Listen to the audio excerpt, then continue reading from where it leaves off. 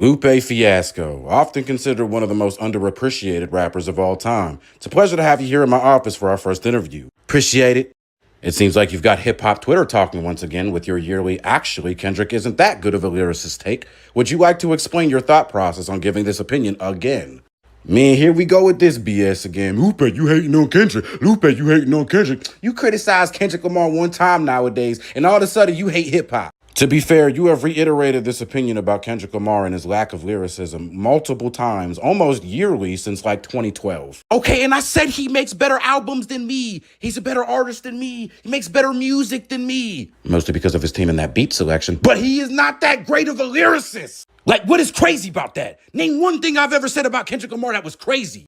You said that Logic was better than him.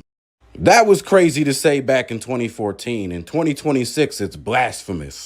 I mean, I stand on that. Logic is better than Kendrick. That don't make me a hater. 1-800 is one of the most important songs of all time. What Logic album is that song from?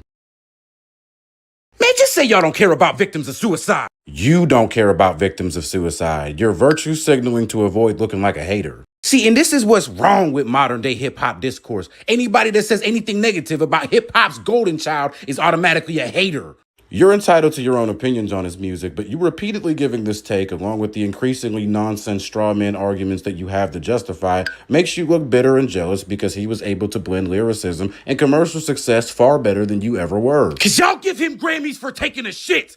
Y'all give him Grammys for thinking about taking a shit. Oh, I think I'm going to move my bowels today. Boom! Grammy! You know, it's really funny to think that you were really Kendrick Lamar before Kendrick Lamar. Lyrical, conscious, pro-black. It just didn't end up working out the way that we wanted it to for you. Because I don't need the whole world to dick ride and glaze me for me to know that Lupe is Lupe. Y'all just keep streaming your To Pimp a Mad City, and I get it. It's a great album. I would stream it too. Good Kid, Mad City and To Pimp a Butterfly are two different albums. Don't act like you don't know that. But after all of this controversy, Lupe is done talking about Kendrick. You ain't never gonna hear the words Kendrick Lamar come out my mouth ever again.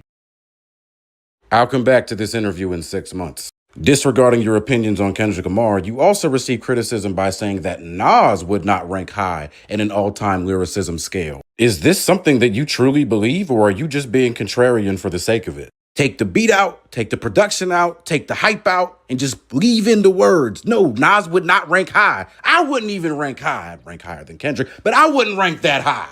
What are your standards for lyricism based on?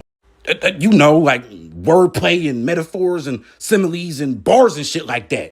What is your favorite wordplay from 1-800? What is your favorite Logic bar in general? Kendrick Lamar, it's a pleasure to have you here for another interview. Lupe's taking shots again. And who is this Lupe that you're referring to? Lupe, the rapper? You mean Dua Lupe? That's a singer, not a rapper.